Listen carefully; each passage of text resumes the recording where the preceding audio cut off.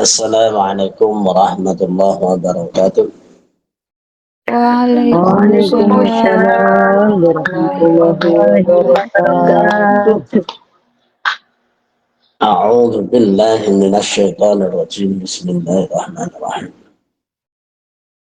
Wassalatu wassalamu ala sayyidina wa maulana Muhammad asrafil anbiya wal mursalin wa ala alihi wa sahbihi wa man tabi'ahu bi ihsanin ila yaumiddin. Subhanaka la ilma lana illa ma 'allamtana innaka antal alimul hakim. Usikum wa nafsi bitaqwallah faqad fazal muttaqun. Yang dirahmati Allah seluruh jamaah yang tergabung di Aula Iwamid on Air di pagi yang cukup sejuk di Indonesia. Tidak tahu di Taiwan mungkin masih panas. Namun apapun itu tidak menjadi alasan kita untuk selalu terus menambah atau mengulang hal-hal yang menjadikan kita menjadi orang yang tidak rugi. Saya tetap mengulang-ulang kata-kata ini karena untuk mendukung adanya kegiatan-kegiatan semacam ini, yaitu manusia dalam keadaan rugi kecuali amanu wa amilus sholihah. Dan yang terakhir ini adalah yang sering kita lakukan dalam rangka wa tawasaw bil haqq wa tawasaw bis sabr. Dah 3 di dalam surat Al-Asr ini sudah menjadi sumpah langsung dari Allah. Berarti kalau Allah sudah sumpah berarti sudah tidak bisa bergeser. Pokoknya asal orang itu tetap menjaga iman, terus berusaha untuk melakukan hal-hal yang baik, dan bukan hanya sekedar baik, tapi dalam rangka untuk berwasiat atau mengelingkan.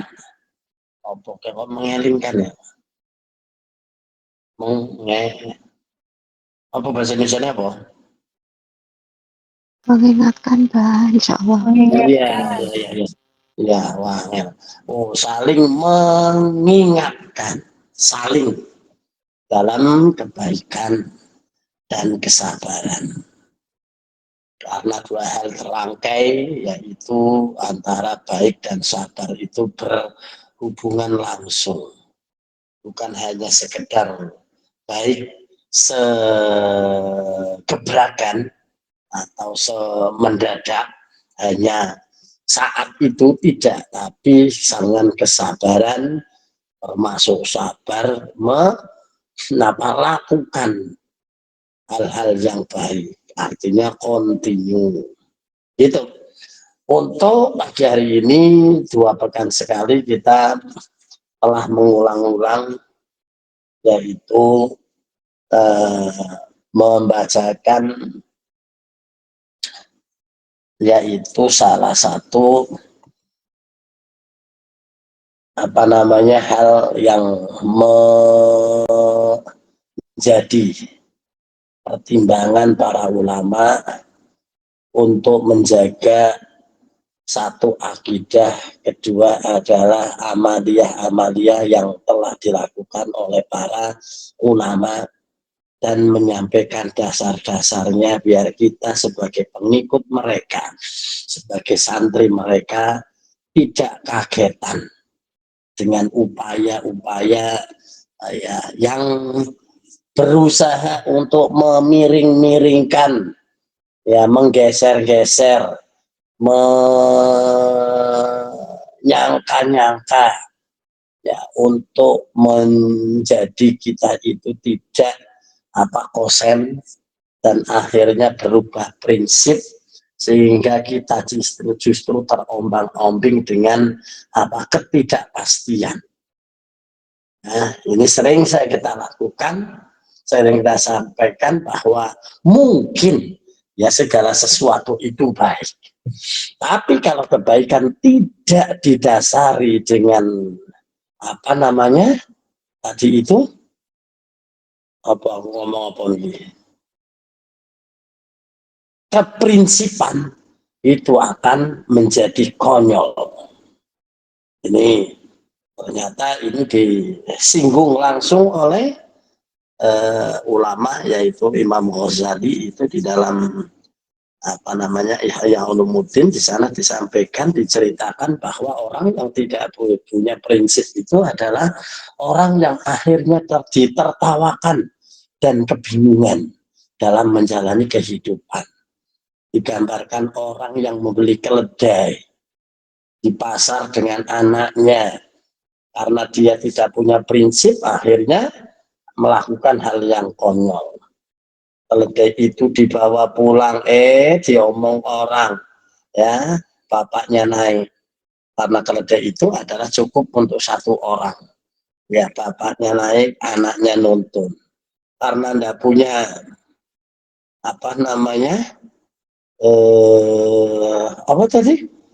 prinsip, diomong orang itu goyah.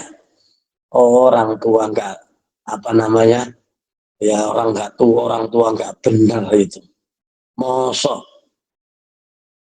bapak numpak neng dhuwur anake kon mlaku nuntun. Wah beres itu. Nah, dia akhirnya enggak semangat. Ya, saya ini berarti enggak benar ini, anak saya suruh turun. Akhirnya dia turun. Anaknya yang naik. Apakah itu benar? Tidak. Ternyata setelah berjalan beberapa, ada yang ngomong, anak kurang ajar, anak bapak Eko nuntun malah anak yang dhuwur. Salah lagi. Ya karena ada punya prinsip, akhirnya dinaikin semua. Nah, dinaikin semua. Apakah benar? Tidak. Ternyata di depan orang ngomong lagi, wong geneng. Mosok keledai kan cilik, cukup wong siji kok padha munggah kabeh, ya menyente itu ndak punya peri kehewanan. Akhirnya salah lagi, turun lagi, akhirnya nggak ada yang naik. Nah, setelah nggak ada naik, apa benar? Tidak. Ya ternyata tetap salah. Ada orang mengatakan, wong goblok, untuk kendaraan kok malah nggak dinaikin, malah pada melaku bareng. Ya eman mubadir, bener nggak? Nggak bener. Wah, akhirnya saking bingung, timbangnya salah, ini salah. Yuk bareng, kayu atau mungkin bambu. Wah, akhirnya dicancang, keledai ini digotong wong loro. Tambah gendeng meneh. Ya itulah orang yang nggak punya prinsip. Padahal apabila tadi tetap dalam prinsipnya, itu adalah sudah benar. Jadi nggak usah goyah.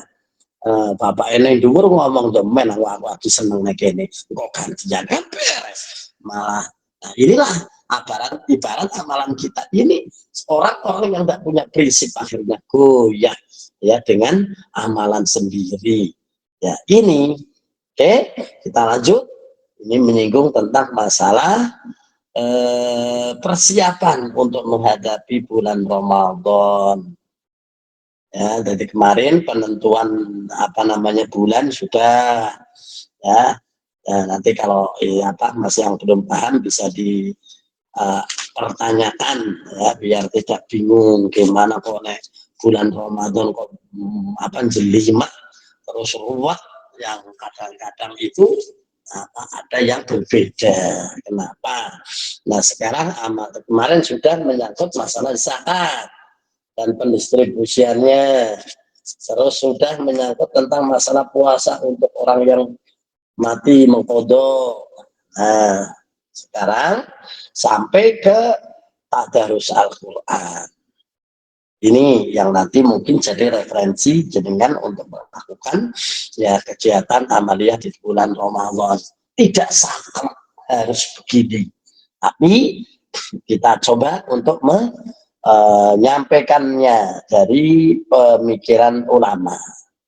Bulan Ramadan adalah bulan yang penuh berkah karena di dalamnya terkandung ribu-ribu kebaikan. Tiada heran pada bulan ini semua umat Islam berlomba-lomba untuk mencari kebaikan, berbagai amalan ibadah dilakukan untuk mengisi apa namanya ya, mengisi bulan ini, bulan Ramadan ya. Nah, dari amal yang sunnah sampai yang wajib, diantaranya adalah amalan yang sering dilakukan adalah tadarus Al-Quran pada malam bulan Ramadan. Masjid-masjid di seluruh Indonesia semarak ya dengan bacaan ayat-ayat suci Al-Quran secara silih berganti. Mereka melafalkan apa namanya kalam ilahi. Ya, tidak jarang bacaan tersebut disambungkan pada pengeras suara, apalagi di daerah Pantura, Demak dan sebagainya. Itu woi gemerungsung ya namanya terang. Inilah adalah syiar gitu. Nah, terus semua itu dilakukan ya satu harapan, yaitu berkah bulan Ramadan yang telah dijanjikan Allah akan mereka raih. Bagaimanakah hukum melakukan tadarus tersebut? Inilah ya. Jadi apa namanya permasalahan. Awalnya itu adalah hadis, dari sebuah hadis Rasulullah SAW di dalam Sahih Bukhari 187 an Abi Hurairah radhiyallahu anna Rasulullah sallallahu alaihi wasallam qala man qama ramadana imanan wa ihtisaban ufira lahu ma taqaddama min dhanbi. An Abi Hurairah, saking Abi Hurairah radhiyallahu radhiyallahu anhu saking Abi Hurairah. Ana Rasulullah satemene Rasulullah sallallahu alaihi wasallam Kala ngendika sapa Rasulullah, man sapene wong kang yo jumenengi rameake ngurip-urip Ramadan ing bulan Ramadan imanan kelawan keimanan wa ihtisaban lan ngarep-ngarep ya ngarep-ngarep kanugrahan ufira mongko den sepuro lahu kademan ya ma ing dosa taqaddama min dambi taqaddamakan ya keliwat min dambi saking dosane mas. Berawal dari hadis ini ya, tanggapan yang dimaksud dengan memeriahkan bulan atau menghidupkan bulan Ramadan ada di dalam hadis ini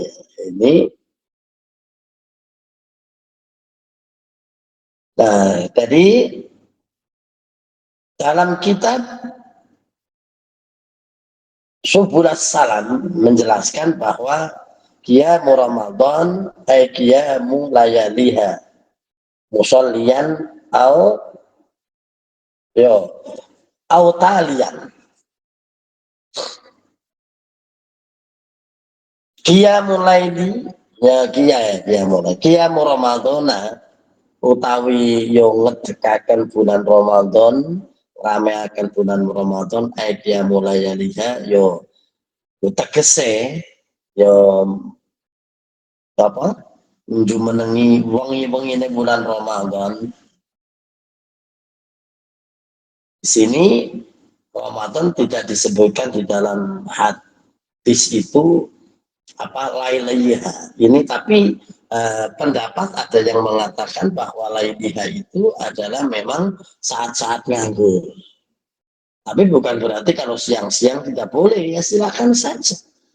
Silakan saja di siang harinya juga boleh. Nah, yaitu orang yang menghidupkan itu adalah musolian, wong sing yo wong kang salat ana ing yo wengine khususnya utawa yo awane bulan Ramadan yaitu sholat sunnah. Ya sholat sunnah seperti biasa yaitu diamakan dengan tarawih atau talian utawa talian moco atau menendangkan. Nah ini terus apa lebih lanjut Syekh Nawawi menopo pengarang kitab nggih yaitu Faidul Qadir di syarah dari Al-Jami ya Jami' Shaghir itu menyebutkan wayah sulu lan hasil binahwi tilawatin kelawan yo sepadane seumpamane tilawah ya sholatan utawa sholatin utawa ya sapadane salat au dzikrin utawa sapadane zikir au ilmin utawa au ilmin syar'in utawa ya belajar ilmu syara. Artinya yang dimaksud kehidupan itu ya boleh dengan membaca tadarus, sholat atau zikir atau belajar. Ya seperti di dalam seringkali dilakukan di pesantren-pesantren, yaitu ada pesantren kilat, ada membaca Al-Quran, kitab-kitab yang cukup 1 bulanan itu wakada utai mengkono iku ya kulla apa ukhrawiyun ya sekabeh apa wae sing berhubungan dengan keakhiratan. Inilah di dalam kitab Faidul Qadir ya juz 6 193. Nah, jadi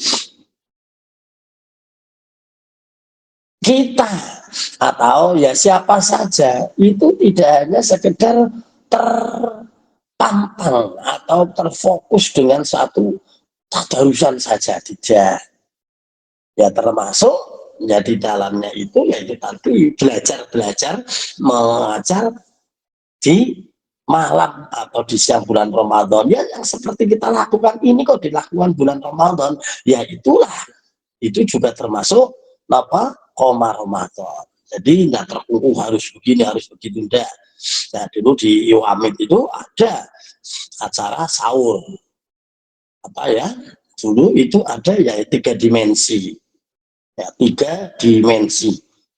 Oh itu lali artinya enggak BDW malah lali dewe 3 dimensi berarti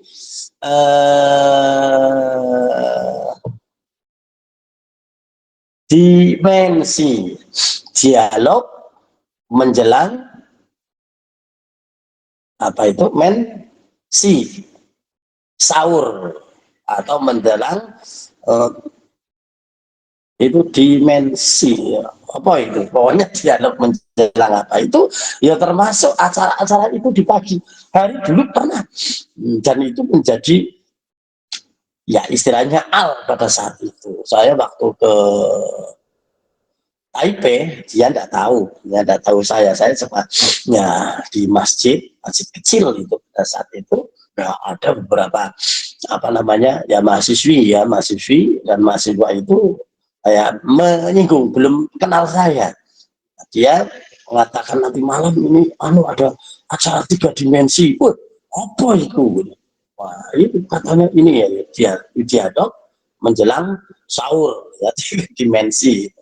Nah akhirnya ya itu sudah acara di Iwan dulu itu sudah kenal banyak itu apa namanya para mahasiswa ikut gabung ya salah satunya yang nyantol sampai hari ini dulu itu ya Pak Trino Viantoro itu salah satunya ya.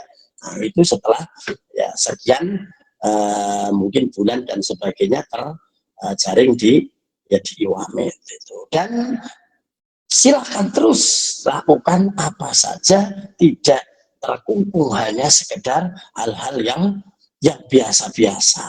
Ayo mungkin ada kreasi-kreasi lain dan sebagainya. Yang penting di sini dikatakan adalah apa itu? Wa kadza kulla ukhrawiyun. Ya, suatu kebaikan yang bernilai akhirat. Udah apa saja. Oke, mungkin itu dulu. Nanti kita lanjut untuk pertemuan yang akan datang. Ini biar menjelang Ramadan. Ini hanya tinggal 1 bulan lagi. Mungkin itu kita lanjutkan dengan si malakama. Silakan inspirasikan masalah Anda lah, langsung aja kami akan membantu Anda. Ini karena kalimahnya begitu, ya sudah kita terjemahkan untuk kota KTK. Nah, insya Allah ya tetap akan berjalan.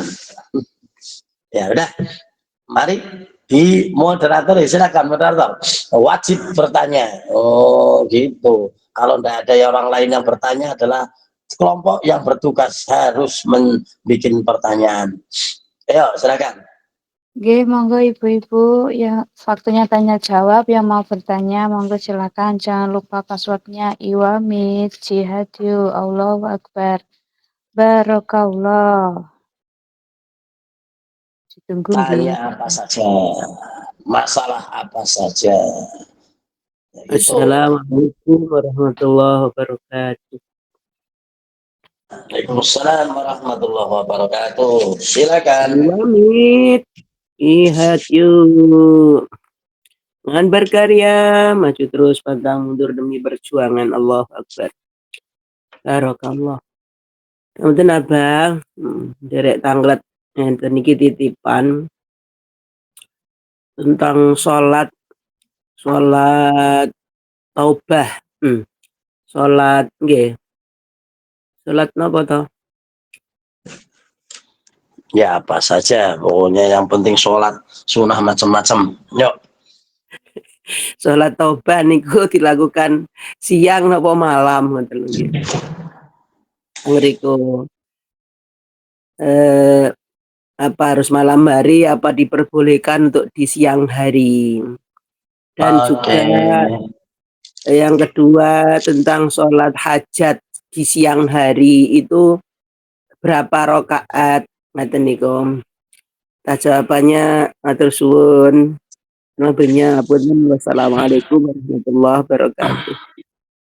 Waalaikumsalam warahmatullahi wabarakatuh.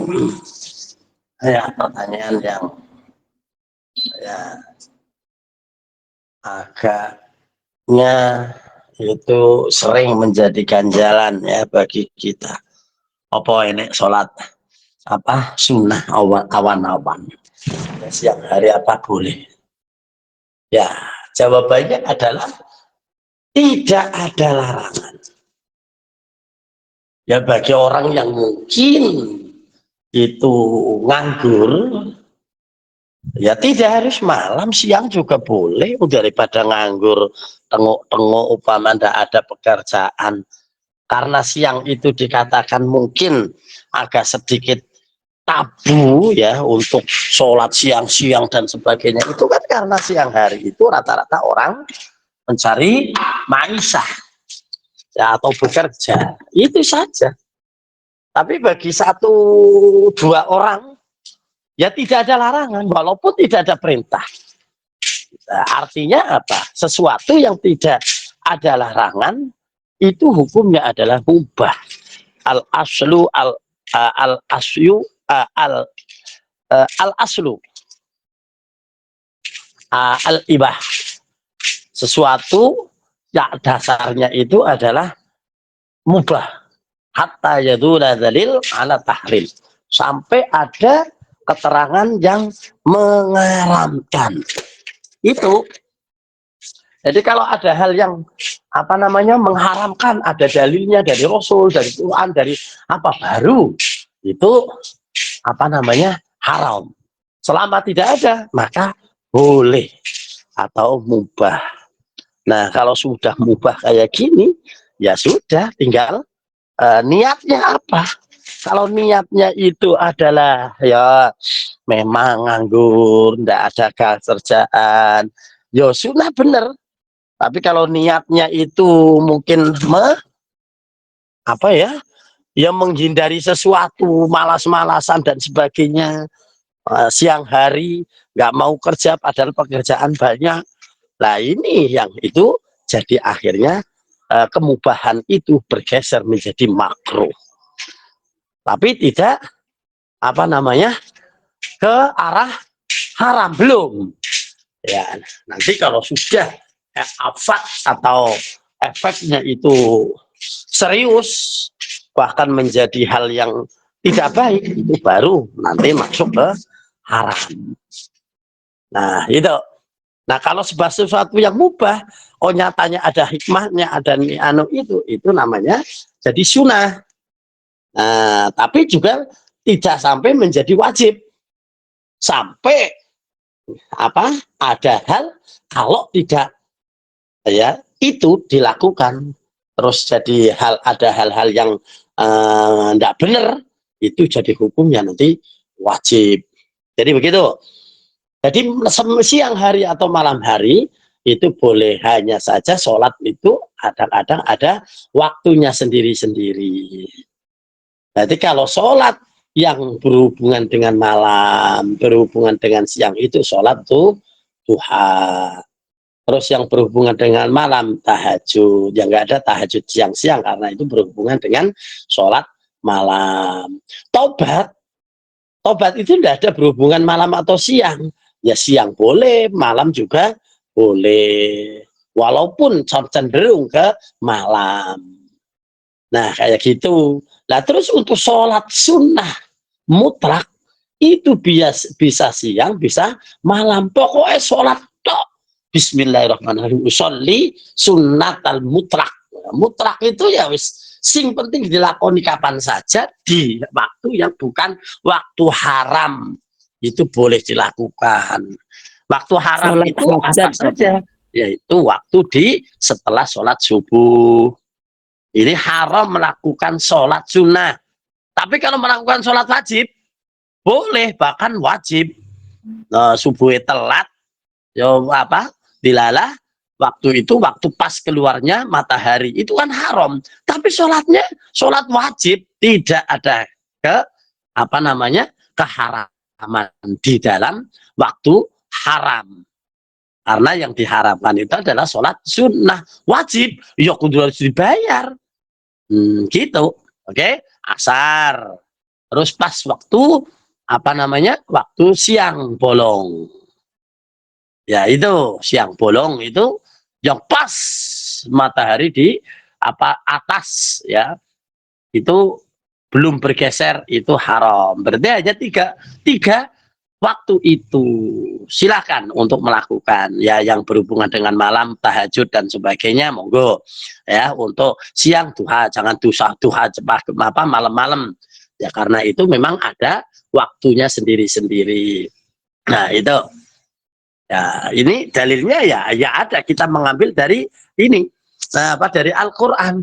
Inna sholata kanat 'alal mu'minina kitaban mauquta. Sesungguhnya sholat itu adalah bagi orang mukmin itu adalah kitaban, ya sesuatu yang telah ditetapkan. Jadi ada sholat-sholat yang memang sudah ditetapkan, yaitu zuhur, asar, atau maghrib.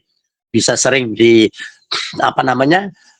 akal-akal biar menjadi ini, akhirnya Isya dimulai dari Isya, subuh, luhur, asar, maghrib, disingkat Islam. Ya boleh, itu yaitu waktu yang ditentukan. Maka sholat sunnah pun ya ada sunnah yang ditentukan waktunya, yaitu siang hari, malam hari. Ya mungkin hanya dua tok, jadi siang atau malam. Ya yang penting yaitu bukan setelah sholat asar sampai maghrib, atau sholat subuh setelah itu sampai matahari terbit. Oke, mungkin itu. Ada yang lain atau mungkin menambahkan yang tadi? Kalau sholat hajat, itu hajat Bapak, di siang hari itu harus hajat itu masuk dalam kategori sholat yang tidak diatur waktunya, seperti tobat. Masa siang-siang nggak boleh tobat. Terus apa namanya, hajat, masa siang nggak boleh hajat? Nah kan begitu kan, itu waktunya berarti tidak terkumpul, boleh saja, ya boleh saja, walaupun Pinten identiknya adalah rakaat sholat-sholat. apa pinten Oh iya, rakaat berapa rakaatnya? Yang namanya sholat itu kecuali sholat witir itu rata-rata masani atau dua.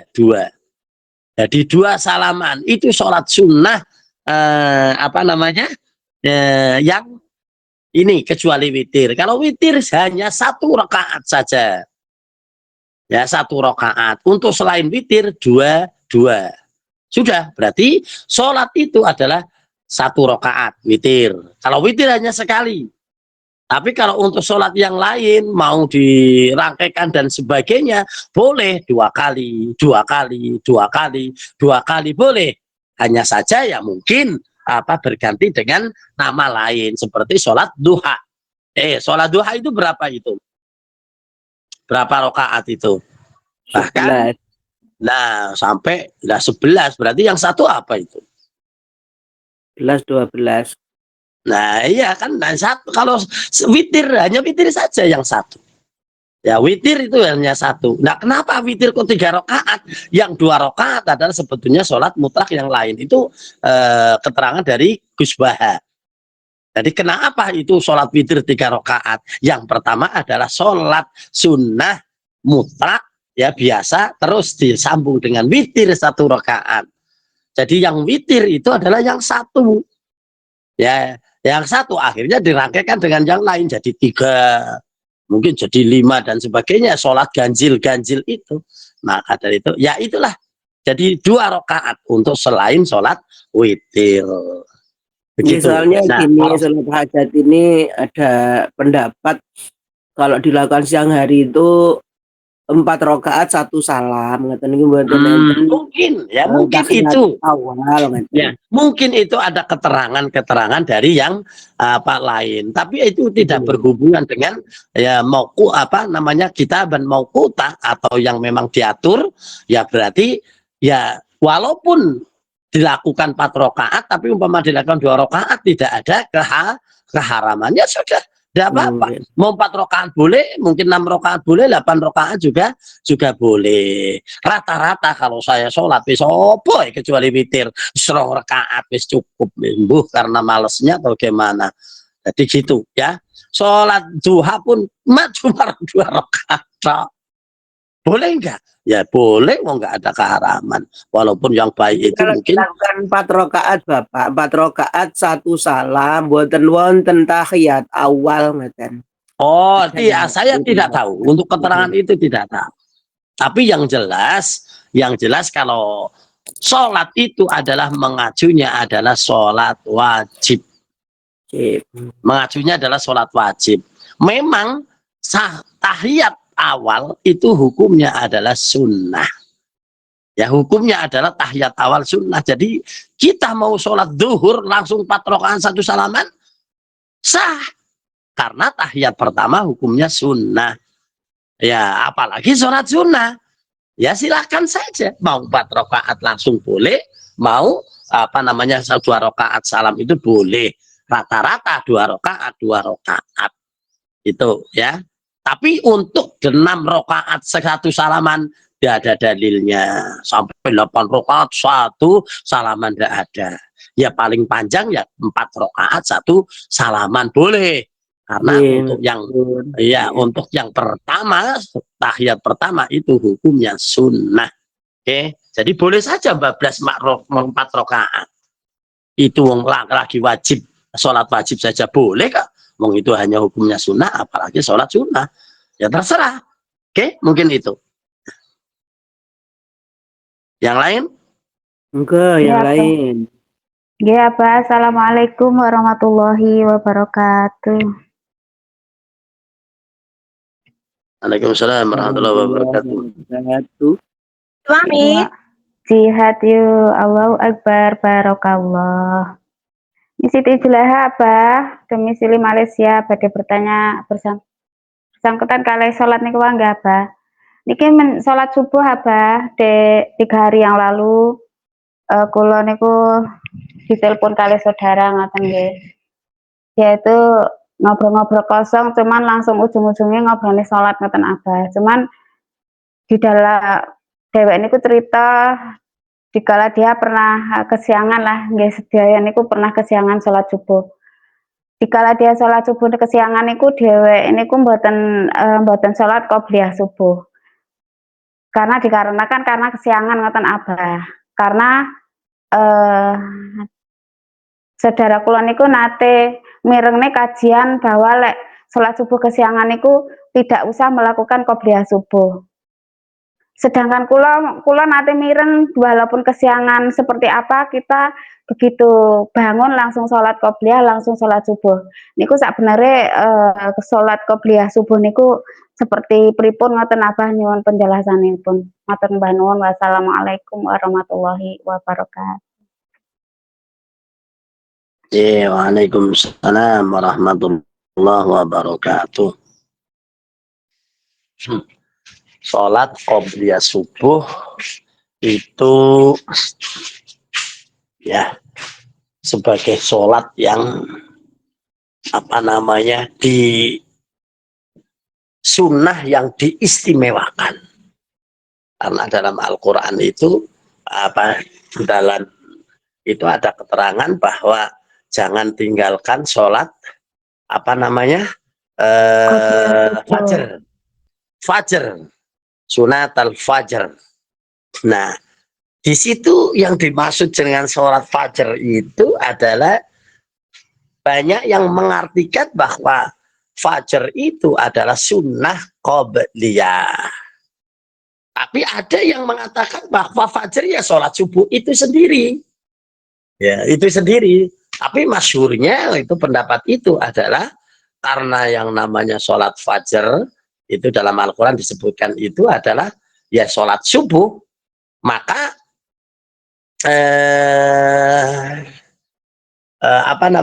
ya para ulama mengatakan sholat subuh itu adalah sholat fajar, artinya sholat yang memang harus. Berarti kalau sudah harus ya istimewanya sudah pol. Ya sudah pol. Nah maka dari itu akhirnya memaknakan bahwa qobliyah ini menjadi sholat sunnah yang paling utama. Bahkan dibandingkan dunia dan seisinya. Itu kan begitu. Nah terus gimana tentang masalah kalau kesiangan? Nah ini yang repot. Nah yang kesiangan itu dalilnya cuma satu. Apa itu? Man nasya sholatan fal yusolli idza dzakaraha. Ya, barang siapa yang lupa tidak sholat maka sholatlah pada saat dia ingat. Nah kalau sudah ingat ya itu jam berapa saja ya sudah harus dilakukan. Gak usah nunggu-nunggu tadi saya katakan di depan itu nunggu-nunggu waktu haram. Waduh ini saya kesiangan pas waktu haram. Nanti saja apalagi besok lagi itu tidak boleh. Waktu haram pun harus dilakukan untuk sholat yaitu tadi yang kesiangan. Nah untuk melakukan sholat qobliyah ya sebelum dari sholat subuh karena tidak ada sholat badiahnya itu ada ya beberapa pendapat.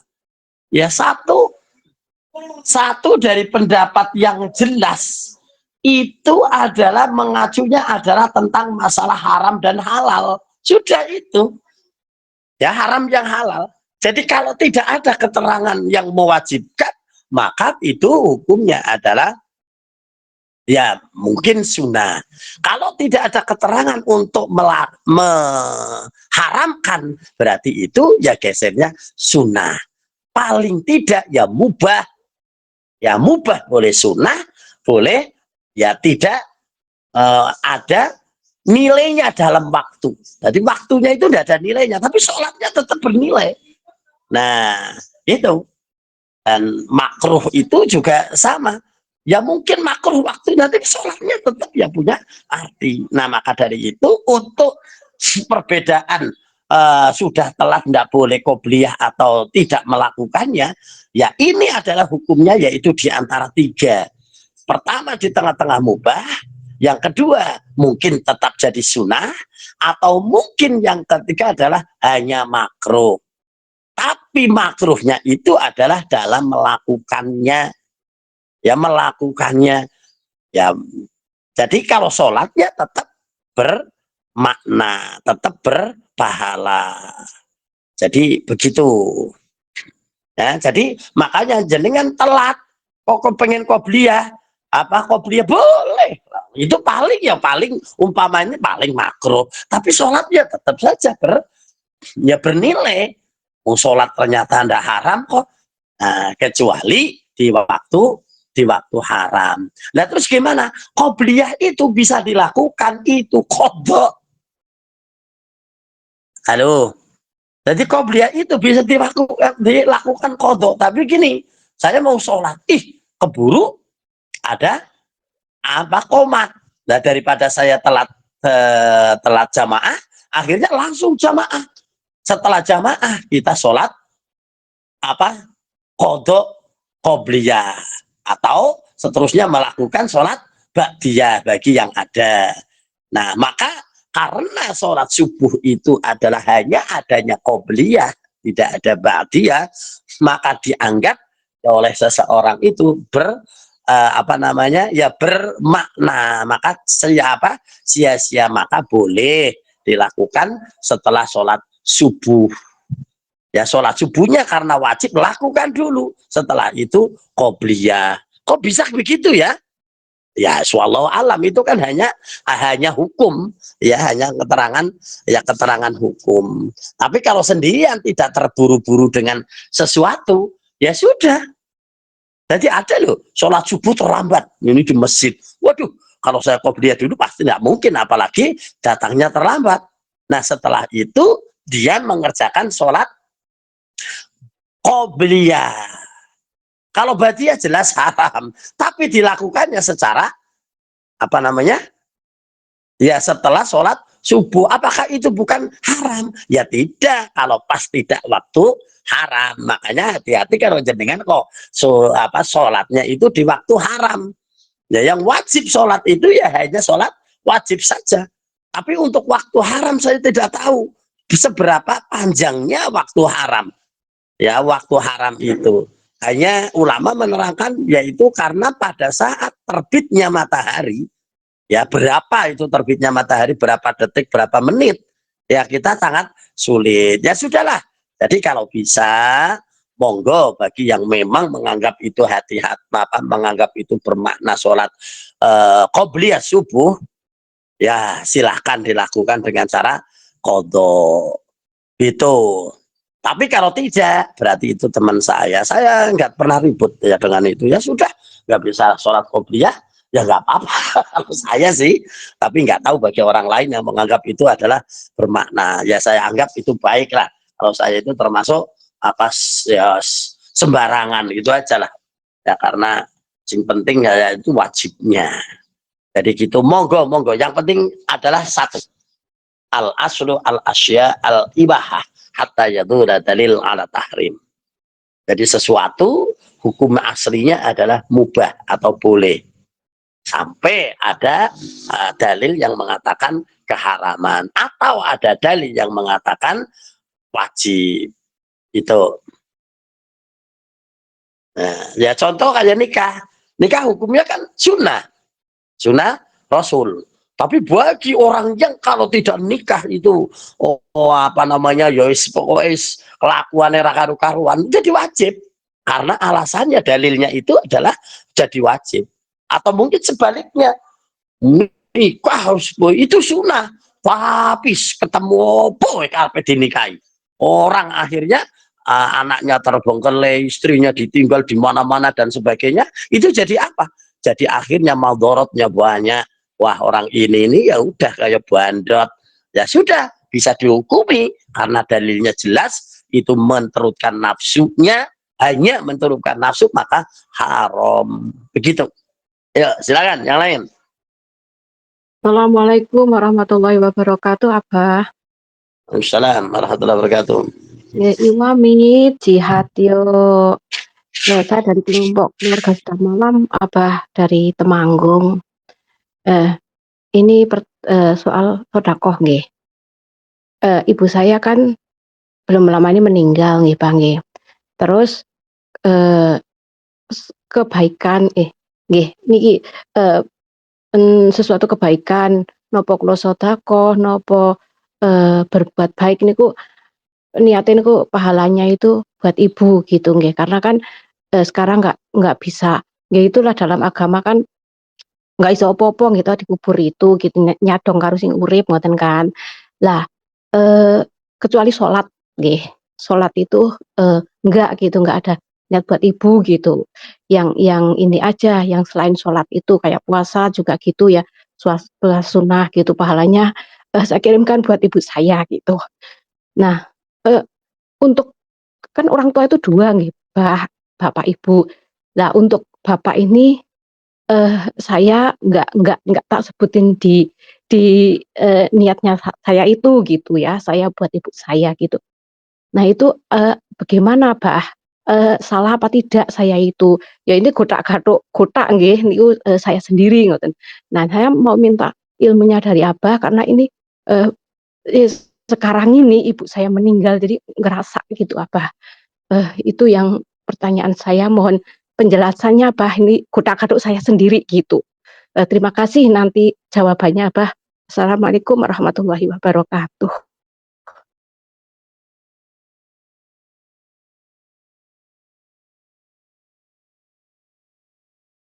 Abah, Salam warahmatullahi wabarakatuh. Waalaikumsalam warahmatullahi kirain jatuh. wabarakatuh. Ya, ya, ya, ya, ya, ya. Nah, ini seorang anak yang soleh itu ya begini, sampai bingung ya di dalam membagi apa mendoakan orang tua gitu ya. Nggih, Pak. Saya sugeng setunggal pun mboten wonten. Oh, nah terus yang sering disebut yang mati apa yang masih hidup? Yang mati karena kan yang mati, ya Allah, kasar temen kali ibu kula Yang udah meninggal, meninggal, itulah. itu udah meninggal gitu lah. Heeh. Bapak kan masih sugeng, mboten saya sebut, ngoten kan tiyang pun sedo niku kan nyadong kali sing urip to, Iya. Bah. Nah niku ilmune, Bah. Sip, sip, sip, sip, sip, sip, sip, sip. Nah, ini tandanya anak soleh ini ya begini sampai bingung gitu ya. Nah, begini.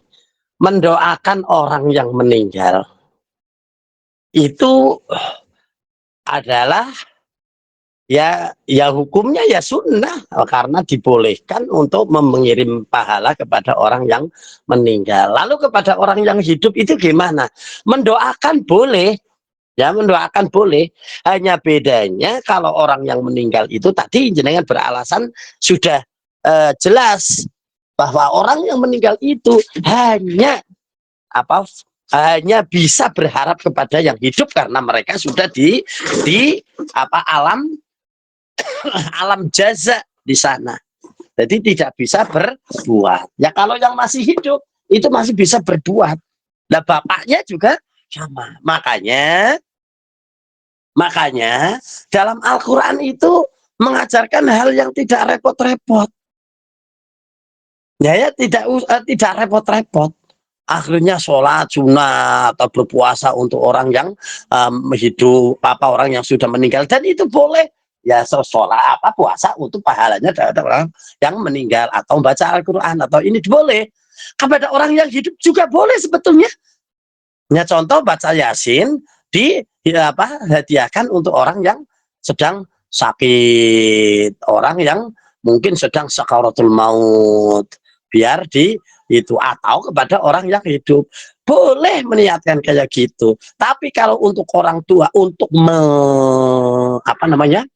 memisahkan antara orang tua dan yang sudah hidup atau yang sudah meninggal itu tidak ada, satu tok, dinetralkan oleh Allah pada saat apa saja dan kapan saja, di mana saja, gak usah repot-repot. Bacalah Rabbi firli wali walidayya warhamhuma kama rabbayani shaghira. Untuk yang sudah meninggal kena, untuk yang belum meninggal kena, diri sendiri kena. Rabbi firli, ampunilah aku. Terus apa? wali walidayya dan kedua orang tua kami, ya, dan berilah rahmat sebagaimana mereka mengasihi saya pada saat kecil. Enak kan? Dan ini dipertanyakan oleh orang yang orang tuanya agamanya lain. Ya, orang dia ini adalah anaknya itu menjadi mualaf. Orang tuanya masih Kristen, orang tuanya masih Buddha, orang tuanya masih ini dan sebagainya. Lalu bagaimana? Nah, bagaimana? Di situ tidak ada keterangan. Nggak ada keterangan untuk apa dong orang tuanya itu disuruhnya berdoa begitu. Ya masalah urusan dia itu agamanya beda atau tidak, nyampe atau tidak, kan urusnya Allah. Halo, apa kita akan bisa mengklaim, oh orang tua saya kafir, ngapain didoain? Loh, gimana itu nanti memaknai arti itu? Tidak. Apa bedanya terus kafir terus akhirnya jadi doanya dirubah atau mungkin diharamkan? Mana dalilnya untuk mengharamkan itu? Ya bagi orang anak-anak yang mu'alaf dan sebagainya, doanya satu tok. Rabbi firli wali walidayya warahmu makama robbayani shaghira. Walaupun dia sudah meninggal, walaupun dia masih hidup, Allah yang akan ngurus itu, nggak usah repot-repot. Kalau kita ya stres, kita itu ya sudah berdoa kepada Allah. Masalah orang tua wong itu urusannya Allah, biarkan Allah yang ngurus. Yang penting kita tidak sia-sia, kita sudah menghormat, kita sudah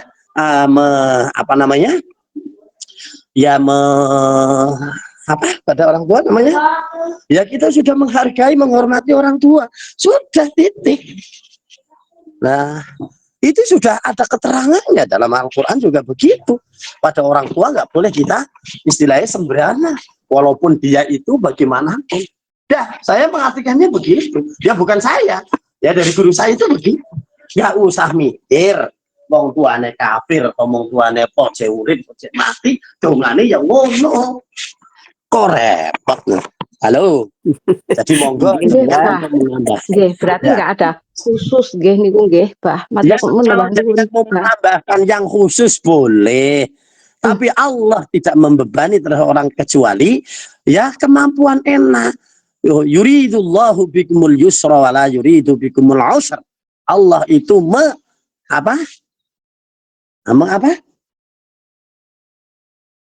mengharapkan orang itu adalah user.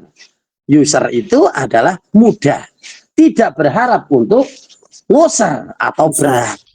Ya kalau sudah kayak gitu, ya sudah. Kita nggak usah repot-repot untuk itu. Sudah, ambil aja yang netral. Rabbi firli wali walidayya warhamhuma rabbayani shaghira. Lakukan, baca bola balik sampai 100 kali, itu adalah tanda bahwa kita berarti DP atau ngerengek kepada Allah. Bagus. Ada ya? Iya, Pak. Gitu. Monggo kan mau baca Quran diusulkan yang sudah meninggal boleh. Tapi ya seru-seru. Ya seru-seru sampai kerungu bapak, nanti bapaknya cemburu ya. Seneng gak kalau maetok ya aku ora didongakno. Iya, Pak. Ya sudah gitu. Nah, kalau yang enak itu yang nggak bikin cemburu, ya nggak ada pengkhususan, itu doa itu Rabbi firli itu. Oh, sing mati ya lega, sing yang sudah meninggal lega, yang masih hidup mendengar juga lega, enak kan? Intinya adalah terserah Anda, yo mau yang repot-repot atau yang enteng-enteng gitu aja. Semuanya baik. Gitu ya. Yo. Ngeten dadi mantep ati to, Bah, itu. Nah, ya kami itu kan nggih. Nggih. Ya enggak banyak yang nyalahkan. Aku malas karo ibuku, khususan ibu sing meninggal. Dah, Al-Fatihah. Udah aja seru-seru. Khususan ibu sing meninggal bapak ora. Ya nanti bapak ngono terus no. Ya mana? Malah gawe geger. Gitu. Oke, ayo silakan. Ditae lek ditungakne ngono gede. Iya. Ya, ayo jangan repot-repot. Yuridullah bikumul yusra wa la yuridu bikumul usra. Sudah. Sekian. Masih ada? Nggih, setunggal lagi Abah niki Monggo, monggo, nembe monggo. anu nembe yo miji yo Allahu Akbar barakallah. Niki kan kula kerja di warung Abah. Terus sebelah itu ada jualan jenang itu baru 1 minggu gitu. Ah, Terus kan pada waktu sholat maghrib itu saya lihat kan dia ndak berwudu gitu. Padahal dia ah, juga berjilbab apa rapi gitu nggih. Terus kula kan ngeten bilang ngeten, "Bu, nek badhe wudu monggo ten nggen kula ngriki, salat ten nggen kula saged." Terus lah nyauri ngeten apa, "Anu niku Mbak, kula ki pun kula jamaah kan niku bidale 3:30 nggih ya, Bah, bidale 3:30 waktu asar gitu." Terus katanya gitu, "Pun kula jamak salat zuhur wau kalih salat asar maghrib salat asar niku maghrib kalih isya niku pun dijamak." Terus ngoten niku ah. pareng apa mboten, Abah? Mohon Ya, ya, penjelasanipun. ya, ya, ya, ya. Jawabannya adalah kalau dia memang punya guru yang menyampaikan begitu, wallahu a'lam. Tapi sehemat saya belum pernah mendengar aturan itu, ya. Dan bahkan aturan itu sudah diterangkan sama Bapak Anwar Jahid. Wah, ini golongan orang yang apanya simpel, tapi tidak pakai aturan yang ya diajarkan oleh para ulama. Usolli fardhu dhuhri wal asri wal maghribi wal isya'i wal Wasubuhi subuhi. Oh, iya, apa itu? Apa namanya? raweh. Oh, ini ujuk keamanan apa jenengane? Digabung jadi satu itu. Apel. Iya, Renteng-renteng, Bah. itu. Jadi ya sudah, kalau kayak gitu ya enggak tahu madhabnya apa, kita enggak tahu. Tapi yang boleh itu ya kalau dia itu masih menganggap kayak gitu ya udahlah, biarin aja. Yang penting jangan itunya apa namanya, ya jangan. Makanya pentingnya ya itu tadi, saya kadang-kadang repot sih ya. Saya repot tidak bisa membayangkan. Saya menerangkan tentang masalah sholat apa namanya jamak itu, kalau di kayak gini enak. Ya kalau kayak gini enak. Ya sholat jamak itu adalah yaitu waktunya asalnya itu dibagi 3, yaitu zuhur sama asar, maghrib sama isya. Subuh nggak bisa digandeng kemana-mana. Udah, tadi asar sama maghrib nggak bisa karena itu rombongannya berbeda, grupnya gitu. Jadi yang boleh dijamak itu ya asar sama zuhur. Atau maghrib nanti sama isya. Makanya untuk jenengan yang ada di Taiwan itu begitu. Tapi kalau untuk apa namanya memberikan peringatan atau ngandani orang-orang yang kayak gitu, akhirnya jadi geger. Ya jadi geger pasti itu. Jadi saya baca, Mbak, anu Bu, enggak boleh Bu, asar sama maghrib, terus apa, asar sama maghrib enggak boleh. Yang boleh itu ya asar, zuhur sama asar, maghrib sama isya. Apa kok guruku? Lah kan repot kalau ditanya gitu. Ya. Jadi kalau sudah jawabannya kayak gitu ya mesti repot itu. Sudahlah, makanya pentingnya bermajelis itu adalah untuk watawa sobil hak, watawa sobil sober itu. Mau ngaku dalil Ini apa? Orangnya menjawabnya gini, kalau maghrib itu repot gini Bu, banyak yang beli.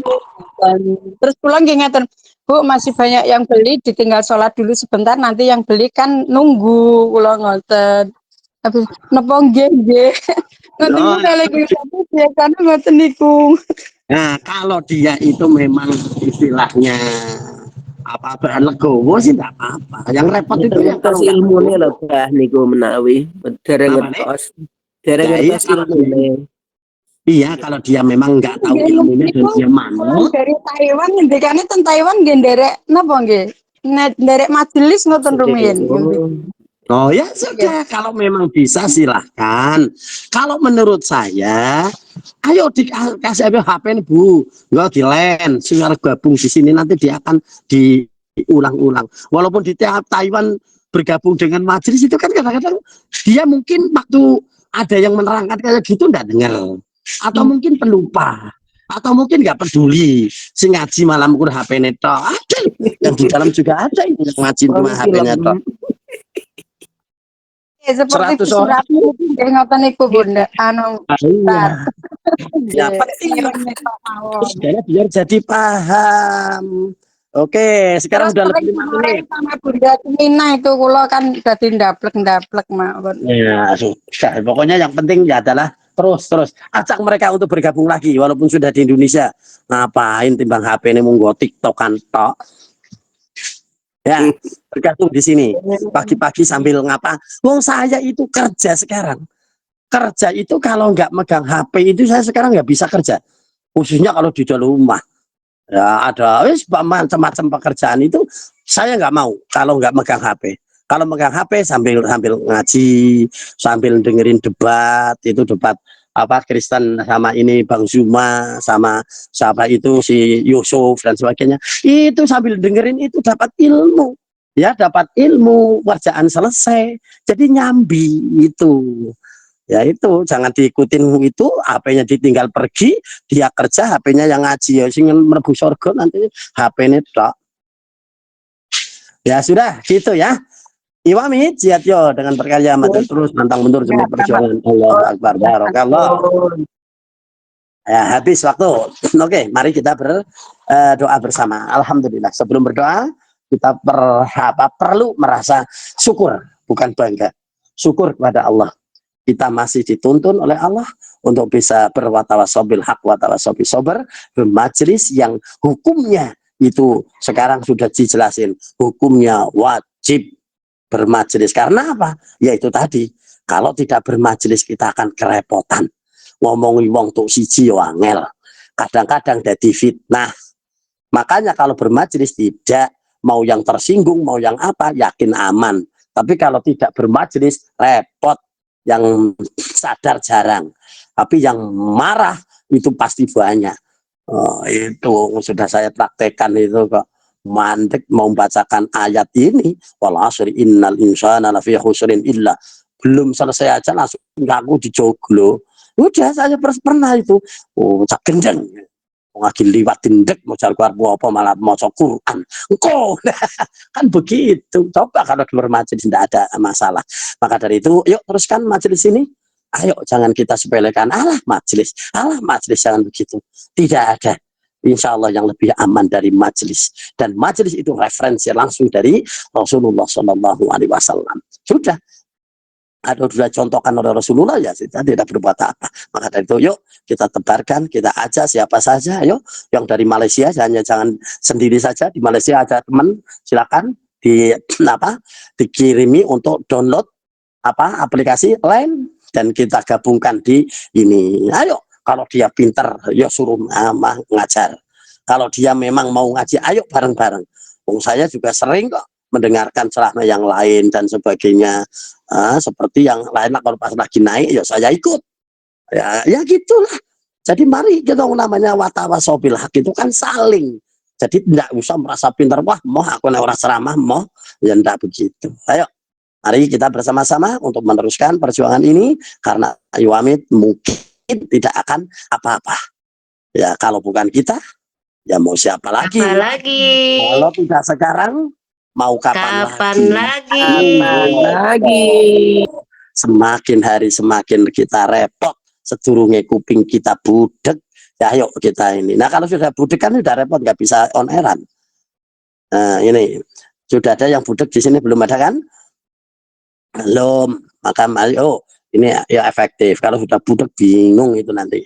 Maka dari itu yuk bersama-sama kita berdoa, mudah-mudahan Allah selalu membimbing kita untuk selalu bisa bermajlis dalam rangka watawasobil haq watawasobil sobar. Allahumma sholli ala sayyidina Muhammad sayyidil awalin wal akhirin wa radiyallahu ta'ala an kulli sahabi Rasulillah ajmain.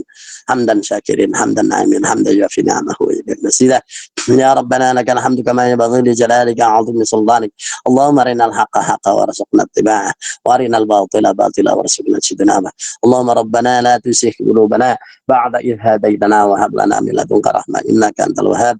اللهم افتح علينا أبواب رحمتك أبواب أبواب فضلك أبواب علمك أبواب رزقك واهدنا فإن ضال علمنا فإن جاهلون اللهم اجعلنا وأولادنا وذريتنا قرة أعين واجعلنا للمتقين إماما اللهم اجعلنا وأولادنا وذريتنا من عبادك المتقين من عبادك الصالحين اللهم اجعل مجلس إمام النار مجلسا مباركا مجلسا مأمورا مجلسا نافعا اللهم أعز الإسلام اللهم أعز الإسلام والمسلمين خصوصا في بلد تايوان وبلد الدنيا عامة إنك على كل شيء قدير ربنا يا ربنا ربنا يا ربنا تقبل منا إنك أنت السميع العليم وتب علينا يا أرحم الراحمين ربنا آتنا في الدنيا حسنة وفي الآخرة حسنة وقنا عذاب النار وصلى الله على سيدنا محمد سبحانك ربك رب العزة عما يصفون وسلام على المرسلين والحمد لله رب العالمين الفاتحة أعوذ بالله من الشيطان أعوذ بالله من الشيطان الرجيم بسم الله الرحمن الرحيم الحمد لله رب العالمين الرحمن الرحيم مالك يوم الدين إياك نعبد وإياك نستعين اهدنا الصراط المستقيم صراط الذين أنعمت عليهم غير المغضوب عليهم ولا الضالين Rabbi firli wali walidayya walil mu'minina amin ya rabbal alamin amin amin. Sekian, Assalamualaikum warahmatullahi wabarakatuh. Waalaikumsalam Waalaikumsalam warahmatullahi wabarakatuh.